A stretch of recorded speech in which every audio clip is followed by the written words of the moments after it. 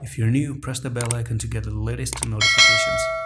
Assalamu alaikum everyone, welcome back to JASMY video update today. And for a little bit of as far as my investigation goes, we've started the month of March as well. Now before I talk about the monthly time frame, I do want to go back to the daily time frame here.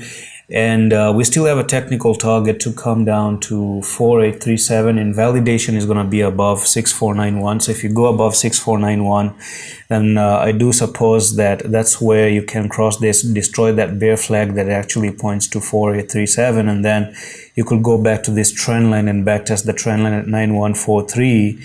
So you can actually see that this is a support here, support there, support here, and you broke to the downside. Now on the daily, actually you do even have chances to go back up to this trend line. Do you know why?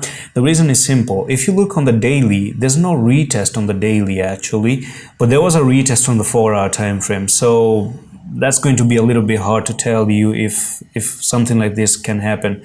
But if it does happen, I can expect it. I can really expect that to happen. But for me personally, I'm not going to play with fire and think I'm just gonna act with logic as much as I can implement logic at the moment.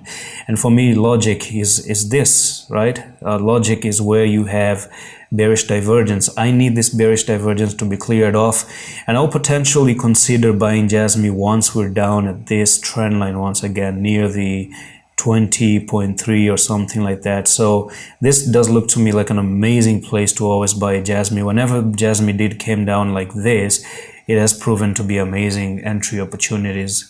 So that's it for this quick JASMY update at the moment. And still a technical journey to 4837. Otherwise, breaking 6491 is going to break the flag, and then you could actually move higher from there. And I'm going to see you the next one. Allah Hafiz.